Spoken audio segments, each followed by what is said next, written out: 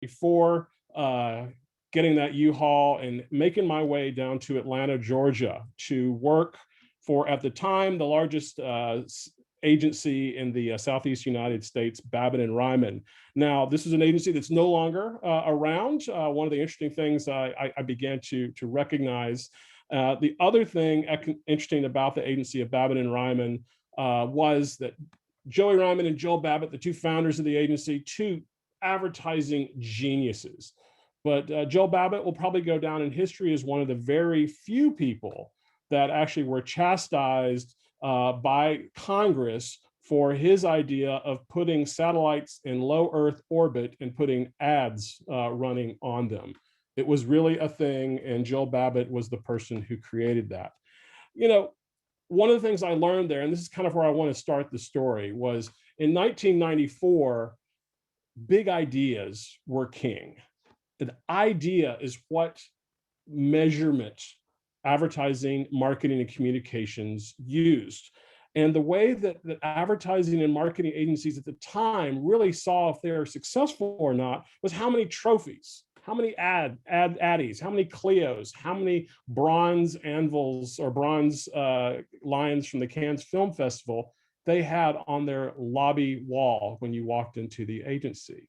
If this was not a time where data and measurement were really where they are today. And this is the start of our story. I would spend a couple of years at this agency and a couple of web startups.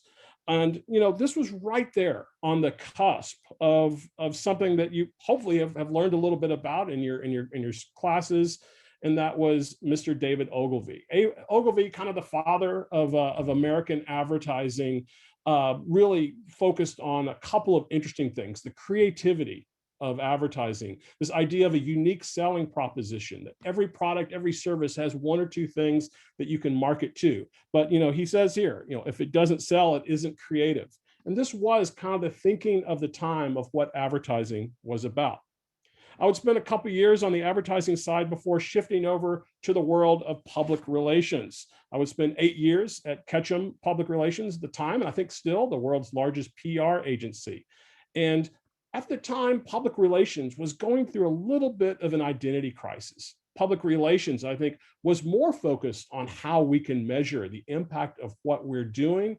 But one of the challenges that public relations had at that time was the fight between paid and earned media.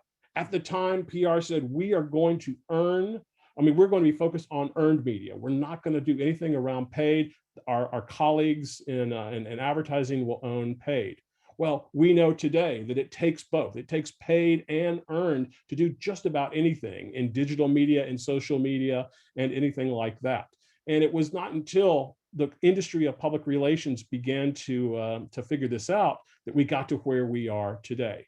Still, though, in around the turn of this last century, public relations agencies, including Ketchum, measured a lot of their success on how many of those silver anvils they had in their trophy case. It wasn't until my first job kind of in the corporate world of going to Coca-Cola to start their social media organization that I began to see data dictate marketing. Coca-Cola was a masterful marketer and communicator, and I learned so much there. I also had a lot of great times, got to write the first tweet for Coca-Cola, got to take us from zero to up till about 5 or 10 years ago, still the largest brand in the world as it relates to social media hits. But a company like Coca-Cola, when they sell 1.8 billion servings of something every single day, know something about data. They know something about measurement. And this was the first time that I began to realize that connection between marketing and communications and actual data. And it's not just data in terms of sales, but it's data in terms of brand lift, value of brand, mitigating risk and issues in crisis communications from a public relations standpoint. But this was something that was very interesting. And it was also an evolution of social media, because I firmly sat in the Department of Public Relations and Communications. Social at that time was being owned by communications. And this would start the question that is still being resolved to this day: who owns social media in a particular organization? I spent 4 years at Coca-Cola before kind of going to my next gig at Dell, where I also led social media and digital marketing. But this time I sat on the marketing side of things. But at Dell, data was even more important. This was the first time that I saw communications and marketing people spending more time in Excel than in PowerPoint.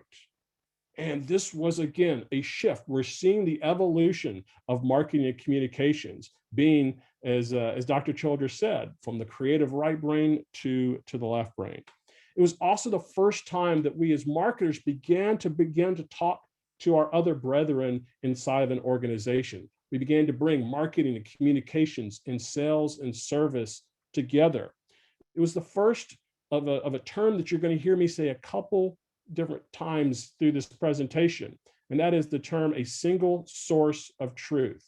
This idea that we have millions of customers or millions of potential customers, and we need to begin to assemble everything that we know about this person in terms of how we sell to them or have sold to them, in terms of how we've marketed to them, what's worked, what's not. Do they open this email? Do they click on this ad? And service. Every time they've had an issue with our brand, with our product, how have we resolved that? Have we resolved it to their satisfaction? Customer satisfaction, net promoter score, some of these things hopefully that you have heard about. All these data sets started to kind of come together. And then about 8 years ago, I left Dell to come to Salesforce, where I've been since then. I came to Dell to start and lead strategy for our social media products. But my role would change over these 8 years, and so too would the world of social. Again, artificial intelligence, the single source of truth, not just looking at social as social media, began to be things that were very important. And what hopefully you've seen in this little story of my career is a shift from storytelling to scientists. A shift from the story and the idea being the almost only thing that we as marketers and communicators think about, to a balance of the story and the data science. And there are a lot of different ways that we can kind of talk about this. Certainly, this is one way to do it. Dr. Childers, gave the other, which is the left brain versus the right brain. Now, I love using this example a lot. It's been debunked. There really isn't a left side of the brain and a right side of the brain, but it's a good device in thinking on how we go about thinking about different types of decisions and whether you think of yourself as more of an analytical person or a creative person. But the analogy that I like the most, and it's the one that I had there on my opening slide, was the madmen to mathematicians.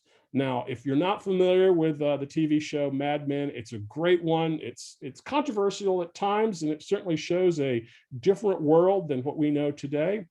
But Mad Men followed an ad agency, and this gentleman, a character named Don Draper, as he was an advertising executive in the 1960s in New York. Here's a little piece of trivia for you. Mad Men doesn't relate to mad in terms of he being crazy. Mad Men is what they called people who worked on Madison Avenue, of course, where I know many of you through the ad club have probably visited as you go to visit the big advertising agencies there in New York. But this is really kind of the way that I kind of set this conversation up.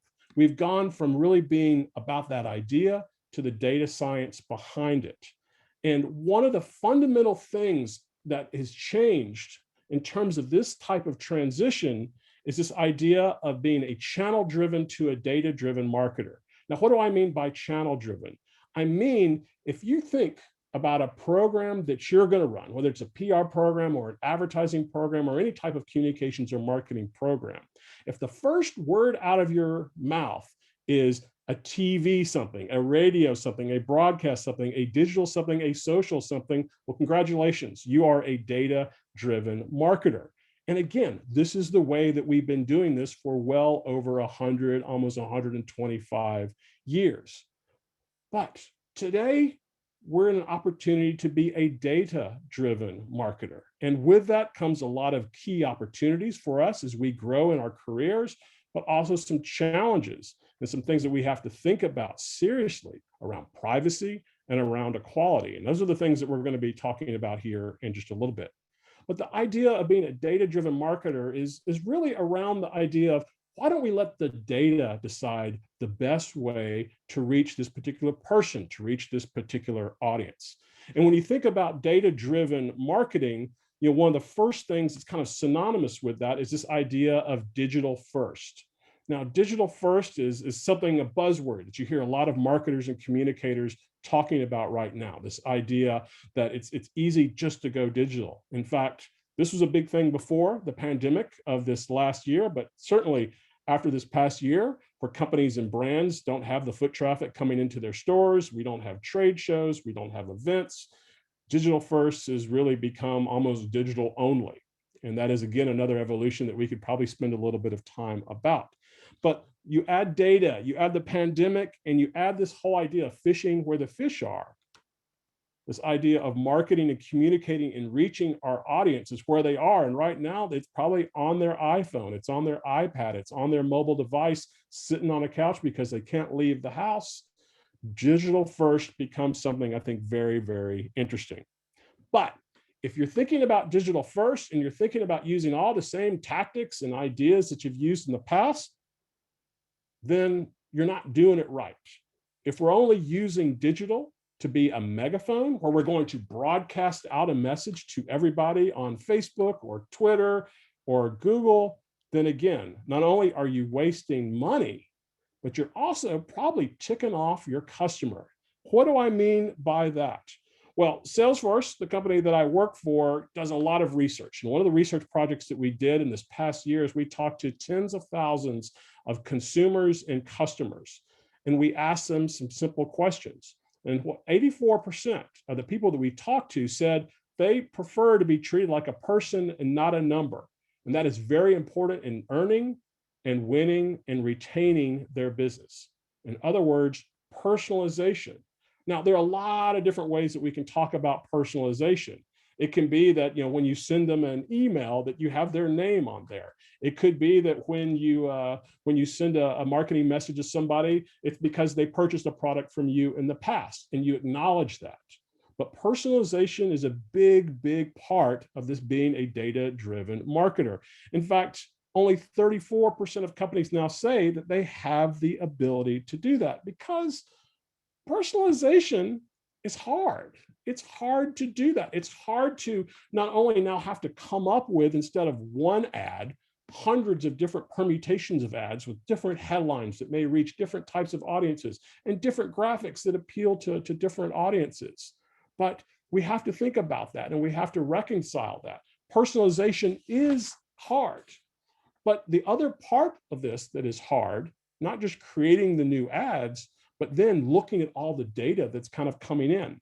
So let's meet Sam. Samantha is a customer, let's say, of a company that you are working for, or as an agency or a consultant you're working with. And one of the things that all these marketers are having to deal and reconcile with, again, things that we didn't have to think about 4 or 5 years ago as a marketer, was Samantha's email address. And maybe she's given us a couple of different email addresses. Maybe she sometimes goes by Sam. Maybe sometimes she goes by Samantha. Maybe we know kind of what she's bought, but sometimes we don't.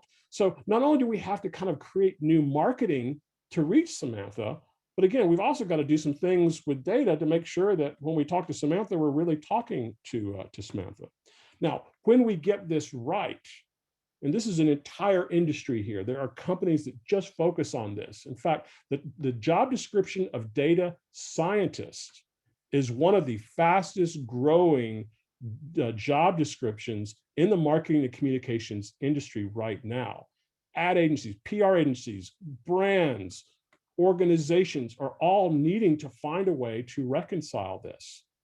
And they love to find people who know the analytical side of this, but they also know the creative and the storytelling side of this. So if you have the skills to be able to do both of these things, you are very, very powerful. When we do this right, what this allows us to do is move on a little bit of a travel of a journey towards more precise marketing. Now, we've all talked about flights, pillars, and campaigns. You probably even had a campaigns class they're in the College of Communications and Information. If you're an ad track or a public relations track, campaigns have been the mainstay, and that is a broadcast event. We are going to blast this particular message out on a variety of different channels. Journeys were that next step. This idea that we can figure things out about our customer. And let me give you an example or two. Let's say you buy something, and we know that typically, let's say you're thinking about buying a new laptop. Well, we knew at Dell that from that moment, that first time you do a search on Google for laptop reviews, to the time you actually walk into Best Buy or go on Dell.com or go on Apple.com and buy that laptop, was about 2.5 weeks.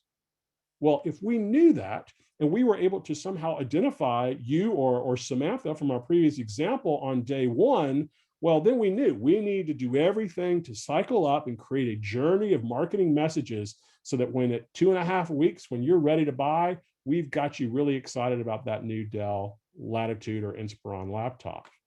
And everything kind of revolved in and around that. We could send you emails, we could send you coupons, we could push a message to you on Twitter, we could put a picture of one of the fashion accessories for Dell on Instagram. There were a lot of amazing things that we could do. And journeys have been a mainstay of marketing and advertising. Personalized journeys based upon little triggers and tells that you, the consumer, were to give us as marketers throughout that. But the moment we're in right now is this idea of real-time moments. We've gone from campaigns to journeys to moments. As we get more data, we have this more opportunity to not just put that journey on a 2.5 week schedule, because we know on average it takes you 2.5 weeks for the average person to go from thinking about that laptop to buying that laptop.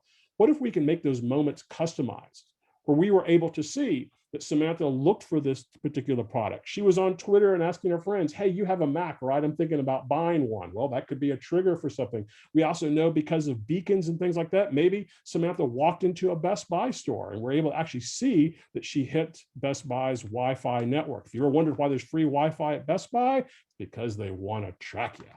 And we're going to get to that in that privacy piece here in just a second.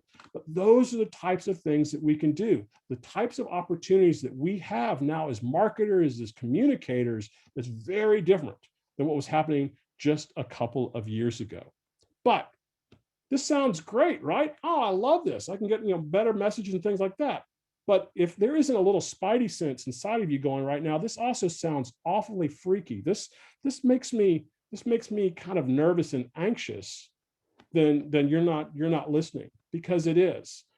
There's a cautionary tale here as we think about all of this. As marketers and communicators, we have to think about this, and we have to make sure that we're doing this appropriately. And if there's one thing I want you to get out of this presentation, it's going to be this next thing that I say. And I say this because we need to recognize this as a marketer and a communicator, but we also need to recognize this as a consumer. There is a trade-off to any type of tool or product online. There is a trade-off from a privacy standpoint.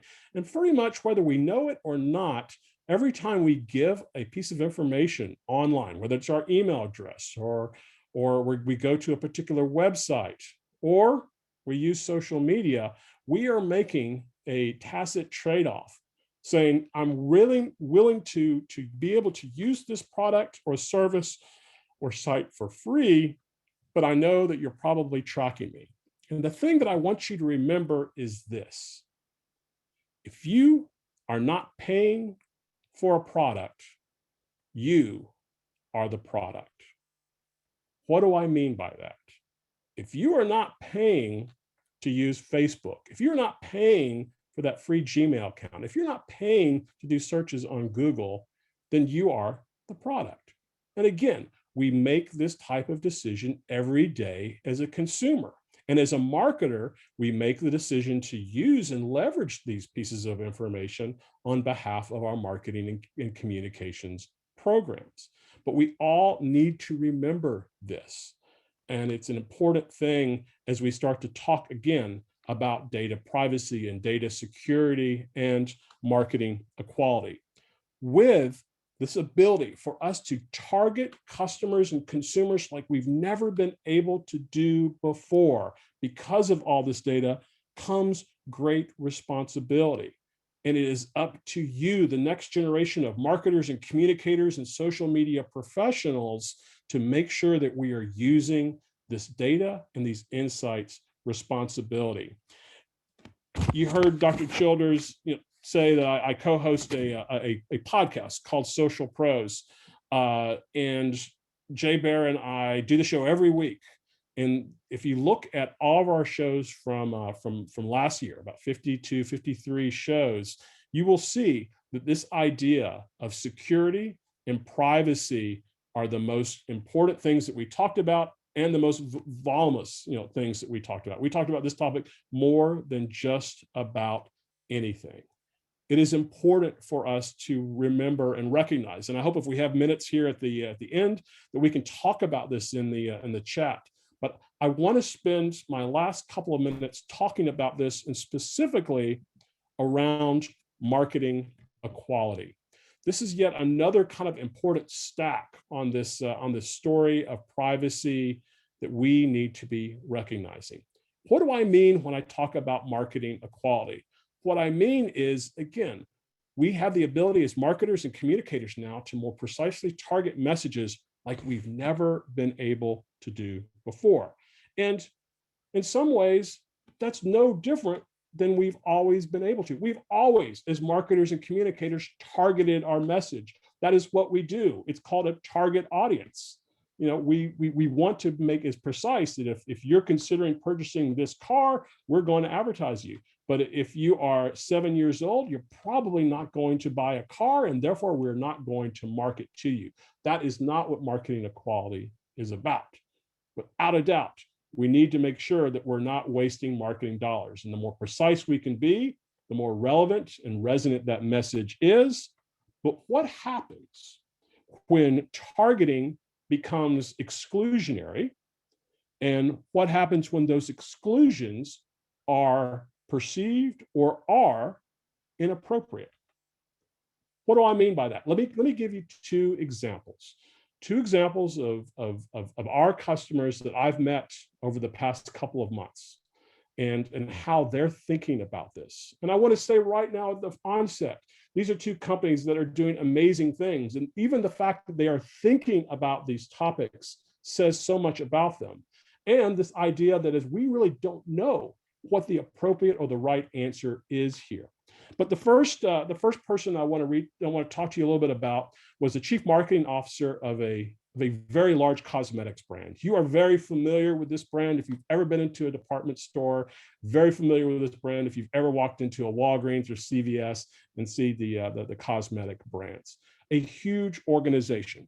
And if you think about cosmetics, and if you think about this person's business, she said, listen, our entire history has been about targeting our products to people of one gender. And that is a mainstay of her business. But she recognizes and realizes that perhaps that could be exclusionary. And it could be exclusionary from a bias standpoint. It could be exclusionary from a business opportunity too. And one of the things that she said to me was, there are better ways for us to identify our customers and our future customers than which box they check off, in some data lake that we have that we're tracking or measuring or targeting this ad towards. And I think that's a powerful statement to think about. We have to think about this on almost any industry. Certainly the cosmetics industry is one that is very interesting on this particular topic. But as we create, and as you go out and create marketing and communications plans and campaigns, you need to be thinking about, am I being exclusionary or inclusionary in this type of program? I need to meet my business objectives, but number two, I need to think about the ramifications of what I'm doing. Second case study I want to talk to you about is I had the opportunity to sit down with another one of our customers who is the chief marketing officer for one of the country's largest rent-to-own furniture stores. Now, rent-to-own furniture is great. My first apartment there in Knoxville, Tennessee, I had a rent-to-own sofa, love seat, coffee table, and dinette set. Rent-to-own is a fantastic product and service, and this company is very successful. And it is successful primarily in the lower and middle income neighborhoods and communities.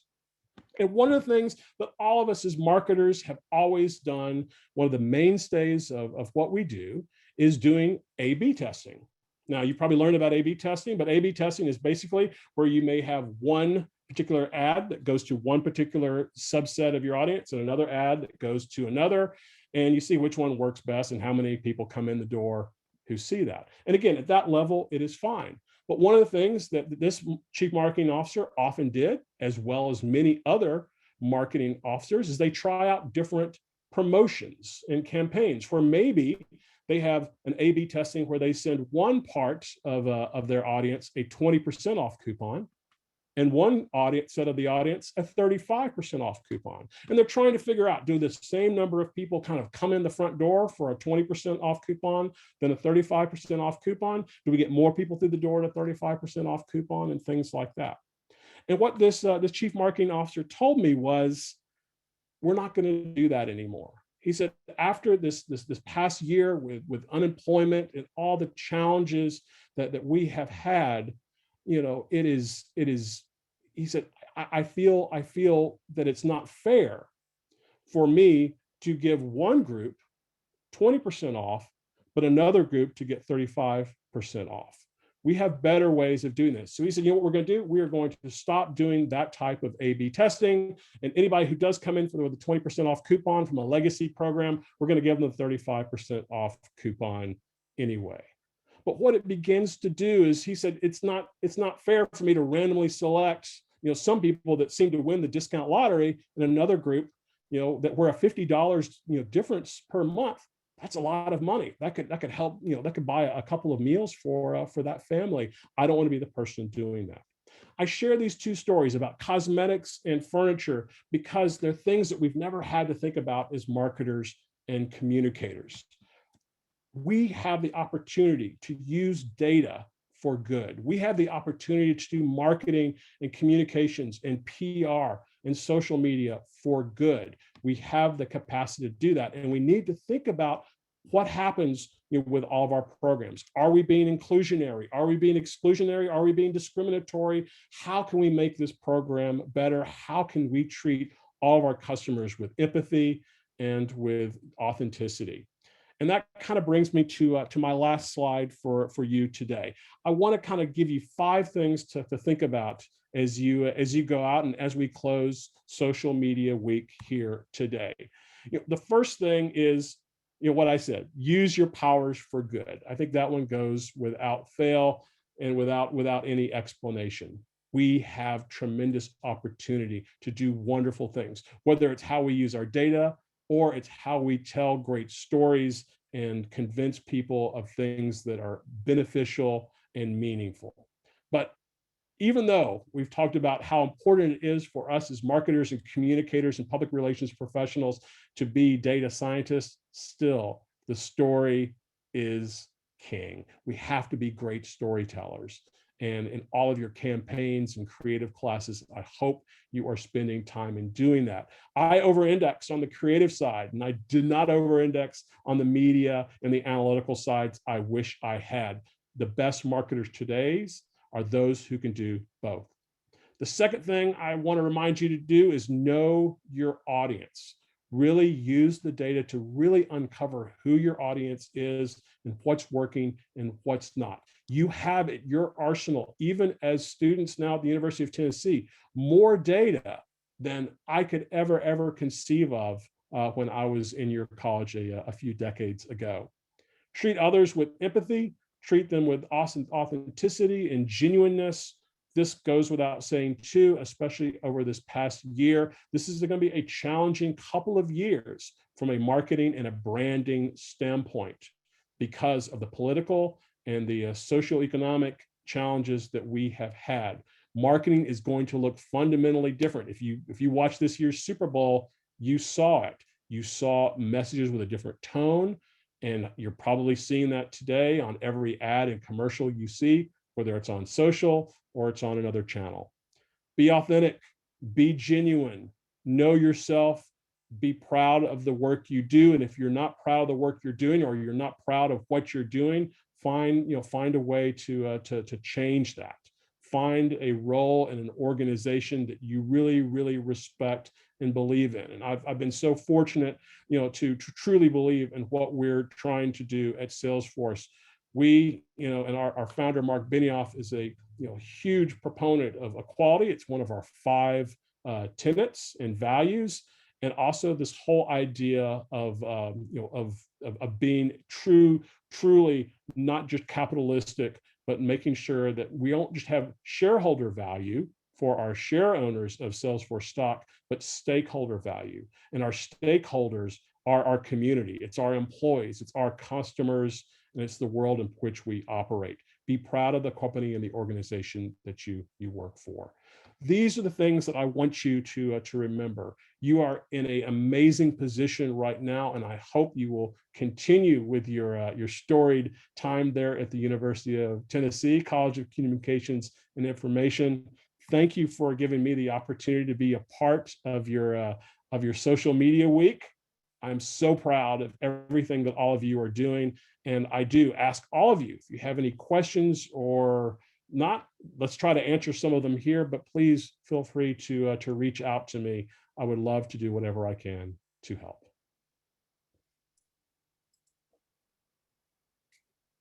That was excellent, Adam. Thank you so much. I think it gave our students so much to think about and also carry back to their classes and teams that they're working on.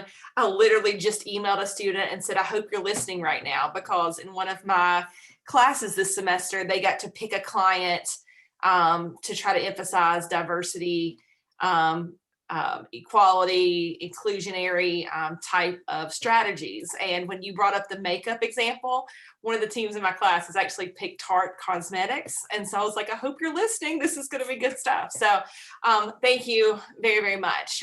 We do have 2 questions. I'm sure some more will come in. Sure. Would you mind taking a few of these? So I would love to. I would love to. Awesome. So I think the first one is a fun one. And the question was, what was the very first Coca-Cola tweet? Do you remember? No, I do not remember that one. But I do remember, and I told this story a week or so ago. Actually, someone told me this story that I had completely forgotten. But I had been at Coca-Cola, I guess probably about 1.5 years or 2 years. And we'd gotten Twitter going pretty well for at Coca-Cola. And there was somebody, I believe, that lived in Germany or Australia. I remember it was very late one evening, and it was I believe it was some sort of celebrity, and I can't remember who or what, but he asked, and he mentioned both Pepsi and Coke, and he basically said, which of you are going to be the first person to follow the other?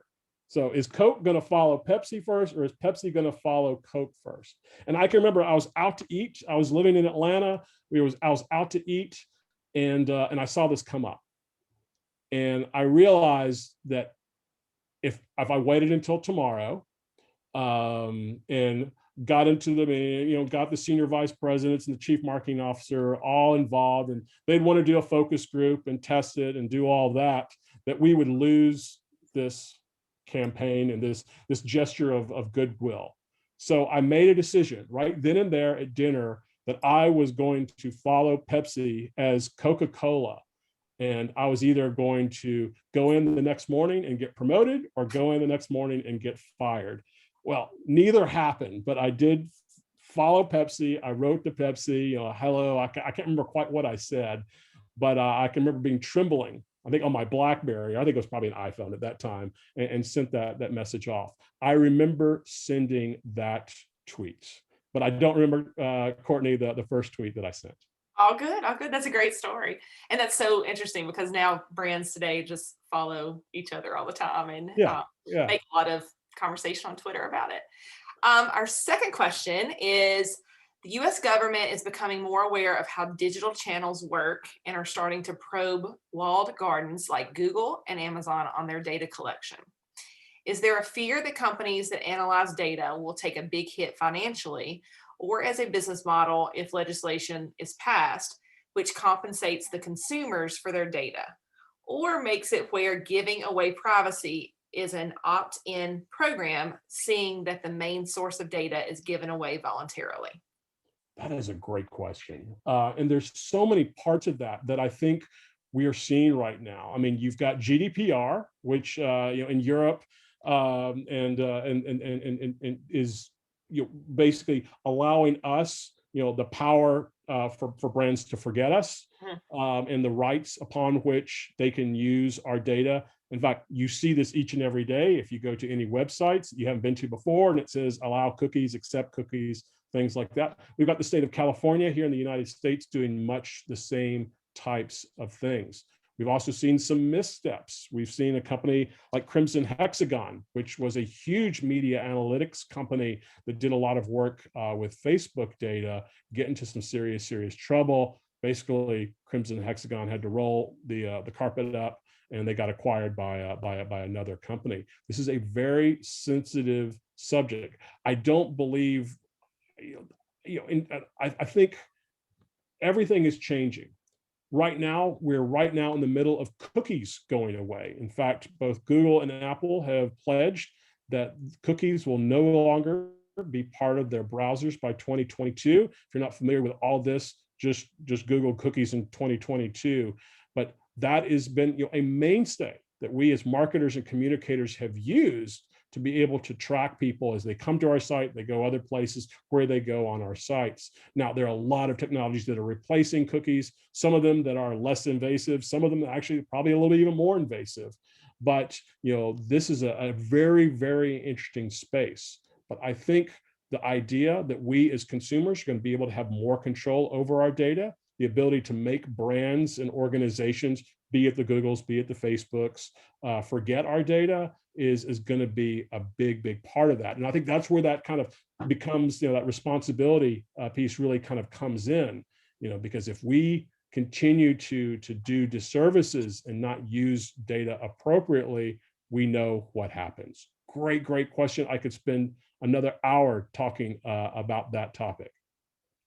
Awesome. That's from one of our students named Will. So good question, Will. Great question. Got another question for you. How do you think the global pandemic has positively or negatively impacted the marketing/advertising industry in your position? Great question. I think I'm the optimist, so I'll talk about, I think, the positives first. One of the things that I have seen is certainly the tonality of messages, ratchet down. We have so much anger and vitriol in other parts of our world, and stress and anxiety. Marketing should not be the place for that. I think we've also been able to see that as marketers and communicators, we have the ability to work from home. We have the ability to work remotely. And while we're still working on figuring out that work-life balance, like we all have, this has given people in our industry a lot more flexibility that they won't. I don't know if we're all going to be going back to work. And I don't know if this is just true for the marketing industry in as much as any industry. I showed the picture of Salesforce. And of course, we have our Salesforce Tower in San Francisco, our brand new building, world's the tallest building west of the Rockies. And we've got towers in New York and London and other places. And Mark Benioff just today, our founder, said, we're not all going to be going back. And we may be reconsidering how we look at real estate. So I think that's one positive that has come out of it. Certainly, there have been some negatives. We've seen agencies, both public relations as well as advertising, drop considerably. I mean, when tens of billions of dollars are no longer being spent, that hits the ad agencies and PR agencies' bottom line. So there have been some reductions in that. But at the same time, while we've seen, while there's no more events teams and a lot of the traditional marketers and communicators may be shifting a little bit, this idea of being a data scientist is huge. That is the fastest growing job description in our industry, period, bar none. And there's tremendous growth in that. And the salaries for that particular job are very, very impressive when compared to more generalist marketing and communications positions. So I think there's been a lot of goods and a lot of bads. And again, I think we're not going to know until we really get out of this, hopefully this year, what this all means for our industry. But another great question. Thank you. So you keep talking about this notion and opportunity of a data scientist, right? I think that we have a good number of faculty members on this call tonight, and I saw Dr. Hoy on there. I know, right? This She is was right up your alley, Dr. Hoy. Yeah, she's here. I think that we all want to feel like we're doing our best, and we try our very best, right, to prepare our students for a future career path. And whether it's advertising or public relations, communications overall, I'm sure there's other attendees here. What can we do? This whole data-driven world. What are some things maybe in a class, or even like skill sets that students can develop outside of class time that could help make them a more marketable applicant for an internship or for a future job in data science? I think I know it's such a simple answer here, but even just being aware of it. Let me give you an example. If anybody is not familiar with the Facebook ad library project, just Google Facebook ad library and you'll be able to go to their tool. And this is part of Facebook's full disclosure model. You know, hey, we're gonna show you everything. But you go into Facebook ad library and you type in any company that advertises on Facebook or any of Facebook's properties, WhatsApp, Instagram, and stuff like that. And what it will do is it will actually pull up copies of those ads. It will tell you who that ad was targeted to. It will tell you how much they spent on that ad and basically everything about that. And this is amazing because you in that 20 minutes can go on and almost get a master's course in what the world's largest marketers are doing and how they're doing it and who they're targeting. Because while this may just be on Facebook or social media, if they're targeting this particular audience on Facebook, you could probably be assured that's the audience they're targeting on other channels and other disciplines. But just being aware that all this data is kind of going back and forth, being aware as a consumer that all of the things that you're being tracked. Again, go on to Google and look at everything that Google has been tracking about you. I don't know if you're aware that you can do that in your Google profile, but just being aware of how other brands are leveraging your data to market and communicate to you will make you a smarter marketer. And I think Dr. Childers, even watching the opening video, and I saw a couple of the other speakers, and they were talking about some Facebook data and things like that. I could even see that your students and all of you are beginning to understand and appreciate that. And I know that's a huge part of that. But the first day that any of your graduates who may go into marketing or PR or may just go back into a just more general business, they're going to be looking and knowing how to work with this data more than any other generation before. Awesome. One more question. Dr. Pittman says that he is reading a book right now where it says the age of branding is essentially over. He says the age of the product is here. No more cozy, fuzzy feelings, just consumers getting the best product for any given need. This may be hyperbole, but could you speak to the emerging era of digital social branding? Wow. There was a book that came out like 15 or 20 years ago by, I think it was Al Reese, and I think his daughter. Is called The End of Marketing as We Know It, or The End of Branding as We Know It. And wow, that is true. That is a huge topic to unwrap. I don't know if I'll go all the way in saying that the era of branding is over, but I will tell you the tenets that brands, and I'll use Coca-Cola as an example, because again, that was a big part of my career, and Coca-Cola is a brand that we're all aware of. The way that Coca-Cola, for its first 125 years has marketed itself, is not working today. The way that they've told their story is around happiness and optimism, and that is wonderful. But sometimes I think we and generations currently see that is window dressing. They don't feel that authenticity. They don't feel the genuineness that comes out of that. And those are the tenets that I think are more important to successful brands right now, that it seems real. And again, just because a brand says it is, isn't the case. Word of mouth and the credibility that comes from that is so important. You know, a branding class, and it's so funny going back. I think I mentioned David Ogilvy's books, you know, Ogilvy on Advertising and a couple of others. And David and others talk about branding back then. And so much of that was still true up until 4 or 5 years ago. But we are going through a renaissance of sorts. And I don't know if I'm Dr. Pittman. I'm getting actually to your question or your comment, but I don't know how I would answer what branding means in 2021. I think it'd be a fascinating topic that I'd want to spend more time with. Awesome. Do we have any other questions? No. I think we have a great comment though that we may just use to wrap things up. So Dr. Pittman as well adds that let's see, I feel like Adam needs to speak in at least one panel every day during Social Media Week. I agree.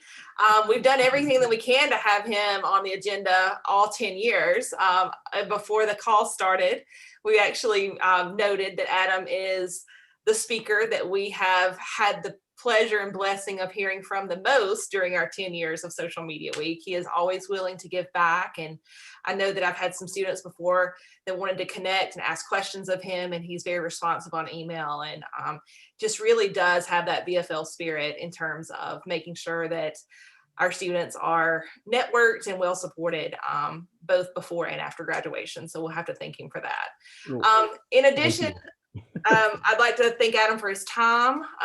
He is in Austin, Texas, and he has been through an experience in the last week or so with the snowstorm and everything else going on. So the fact that he was able to carve out a few hours to prepare and to be with us means the world. I shared the story this morning that I remember very, very vividly sitting. I had just had my first child. I was on leave from teaching, and I got a phone call from Margie Morrison at the time saying, I just talked to this guy named Adam Brown, and he and Ed Patterson, they got this crazy idea. They want to do something called Social Media Week. And then I spoke on the phone for the very first time in the fall of 2011 with Adam, and just hearing your passion made all of us in CCI just want to see all of your aspirations and dreams to bring more social media education to our faculty, staff, and students a reality. So thank you for that. And I can't believe it's been 10 years. It's kind of crazy. There are other people, if you'll let me just really quickly thank for all their hard work this year and previous social media weeks as well. Lauren Ziegler, who's on the call, has been an amazing just partner in crime, I guess I could say, for 5 years now. And thank you for everything that you've done. John McNair and Anna Hensley provide us unlimited tech support, working a lot of extra hours during these weeks and other special event weeks in our college. So thank you. Dan Green, Carly Sanders, Amanda Pruitt from the CCI, one of the best colleges around, Derek Holland, Matthew Pittman, Barb Kay, Sharon Toady, Carolyn Hank, Guy Harrison, Barb Kay, Mark Harmon, Rob Heller. We have a lot of other people to thank, Lakin Wright, Natalie Hill, Jill Williams, Kristen Peters, Katie Rutherford. Can't thank our dean enough for always providing the support for Social Media Week. And in addition, all of our school directors and Beth Foster, Catherine Luther, Carol Tenopor, John Haas, Susie Allard, Beth Cole, Mark Geller, Joe Pecor, Hillary Toon, so many more, but especially tonight. Thank you, Adam, not just for being here with us to conclude Social Media Week 2021, but for always giving back and supporting our students in our college. Well, and Dr. Childers, thank you to you, because again, none of this would have taken place. What you have been able to do, Ed and I just said, hey, let's do this thing. And a decade ago, Courtney, you took this and ran with it. What the program is right now would not be what it is without you. So I want to, on behalf of everybody on this call, thank you, Dr. Childers. Thank you very, very much. Thank you. And thank you, Ed Club and PRSSA, for joining us tonight, along with all the other attendees that were on this Zoom call. Dean Worth, do you want to say any final remarks? Or is that it? Sure. You know, Social Media Week, the fact that this week we've just closed a decade of doing this, it's a pretty incredible accomplishment. And, you know, the fact that, you know, what Adam and Ed started and have continued to contribute so much to what we've done and what you've done, Courtney, and others. It's a pretty incredible accomplishment, and it's all about our students, though, and really making the way for them to take advantage of opportunities that they wouldn't have otherwise. And you know, I know that when we talked about creating the Adam Brown Social Media Command Center, I think we took part of the kitchen, the AdPR kitchen, and then there was a very small lab next door to the kitchen, and we turned it into a showplace that really has made a difference, I think, in the life of the college, as has UT Social Media Week. So thanks to everybody, thanks to you, Courtney, and everybody who made this possible, to Adam and to Ed for their contributions over the years. And, you know, we just look forward to having an 11th year next year. So, so always more to learn, always more to move things forward. So thanks to everyone, and we hope you have a great rest of the week. Thank you. Thanks so much.